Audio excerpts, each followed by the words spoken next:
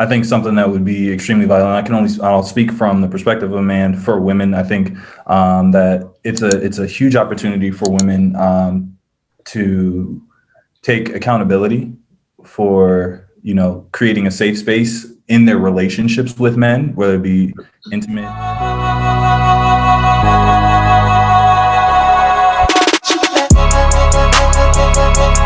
Back again, he's done. Back again, he's done miracles. Back again, he's done miracles on me.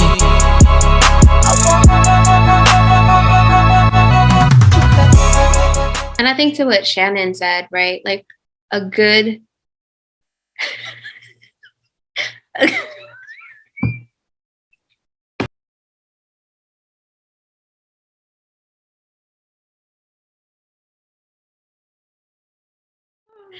like a clinician who's actually competent at their job, right? You're going to have a treatment plan. So those first 2 sessions, you'll set treatment goals, like what exactly it is that you want to work on, right? And so part of understanding when you're on your journey of if you're getting better, if you're making progress, is reassessing those treatment goals, right? So if the treatment goal is to be able to identify 2 things that trigger your anxiety, and now you can name at least 2 things that trigger your anxiety and then 2 coping skills to cope with that, you're making progress in your treatment plan, right? So if you've reached your treatment goals and you don't have anything else you want to work on, the likelihood that you can terminate, right? I just want to throw that out there. But to wrap it up, like, what would you say? And I want all of you to speak. It's only 3 of you, so it shouldn't be too bad. But how do you think for men, especially men within the Black community, how can we start to change the narrative? How do each of us do our part to make the conversations more open, to make the spaces more safe, to make the spaces more vulnerable, for men to be able to say, hey, like, you know what, today I decided I didn't want to wake up today, to be able to talk to people so they're not suffering in silence anymore, even if it's not as extreme as necessarily, wanting to kill themselves.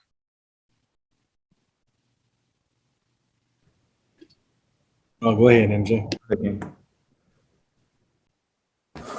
So I think something that would be extremely vital, and I'll speak from the perspective of a man. For women, I think that it's a huge opportunity for women to take accountability for, creating a safe space in their relationships with men, whether it be intimate or friendship, right? Like, because and this is why, even as we were having this conversation, like, I realized, I was like, I think I'm gonna have to seek out a male therapist, because I would be more resistant to having a conversation with a man, because it's easier for me to talk to women that I deem of high caliber. But I also recognize that male to female relationship and dynamic in my life has been so powerful. So when I see women that abuse vulnerability in men, it hits me even deeper. You're toxic as hell. Like, a man would love to trust you, and you're a violation of that trust. And then as for men, I think it's just a huge opportunity, and I'm grateful for my brothers that are on this line, that we continue to hold space for each other from a genuine and healthy space, because that's foreign for a lot of men, and they need it. So when you find it, like, hold on to it, respect it, cherish every moment of it, because those healthy male friendships and connections and dynamics are vital for life. Like, they're life-saving when they're really taken advantage of in the best ways possible and given to and nourished. On you, King. Yeah, so just to reiterate and go over, because Marcus pretty much said it all, it just comes down to communication. Because basically, I think over my time, it's just, it hasn't really been like an open communication between situations and being open. Wait, one more moment. Can you repeat that question for me one more time? I'm sorry about that. Can we get that refreshed? How can we normalize, meaning all of us, right? Just people in general. How can we start to normalize the conversations around mental health and make men not only bring more awareness to it, but feel more comfortable actually being open and honest and expressing and having those conversations? Normalizing it. Thank you for that. So normalizing is just being honest, being vulnerable with something that we wasn't normally taught to be. Because oftentimes it's not until somebody's hitting rock bottom or kill themselves or leave a note or, you know what I'm saying, it's at a point where they feel there's no other option or they're really being honest about their situation. But definitely being vulnerable, being honest about your conversation, but keeping the lines of communication open and learning how to effectively communicate. And as long as you do those few things, it'll definitely be good. And I definitely agree with Marcus about this culture nowadays. Is like when you can't even have a sweet ice cream, you know what I'm saying? They looking at you like you soft, like trying to call you out, like you eat something sweet, you sweet. Nah, it ain't that. I just got a sweet tooth. Like I like a lot of, you know what I'm saying, sugary sweets and all that. Don't mean I'm sweet. You know what I'm saying? So it's just that perception that people have, and it's very hard sometimes when the nice guy finishes last. And that's the problem where I start to see is that a lot of times there's some very loving, nice gentlemen who women just put in the friend zone too early.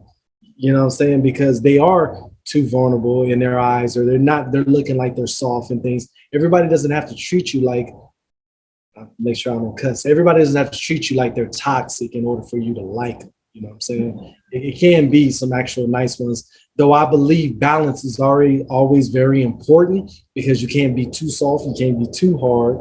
Yes, balance is very important. I believe it in all relationships. The same thing with a woman, but being honest, but the person that you pick that's right for you is going to always be edifying you, praying for you, and making sure that you can be honest with that person and be a safe space. If not, you tend to not need to be with that person. So communication. I'll say, Marcus and RJ ate 99.9% of it up. So my portion is just reiterating the fact that what we're doing right now is what we need to do in order to normalize the conversation. We need to have the conversation. We need to have people who are open to having the conversation, that are open to being honest and transparent in order to have the conversation in the way that it needs to be had, so we can move the narrative forward, that you don't have to go through stuff alone. There's not strength in being quiet and just sitting and accepting things in silence. Like when I'll say in the military, there's certain places where when you're going through certain things, like you have to learn to suffer in silence. It just is what it is. You're going to get smoked, and so is everybody else around you if you don't. This is not that scenario. Everybody in this scenario, when you actually voice your concerns about what you're going through and what somebody else may be going through, whatever else, that's not a time period where you need to suffer in silence. You need to sound the alarm so somebody else can call the fire department and come help you.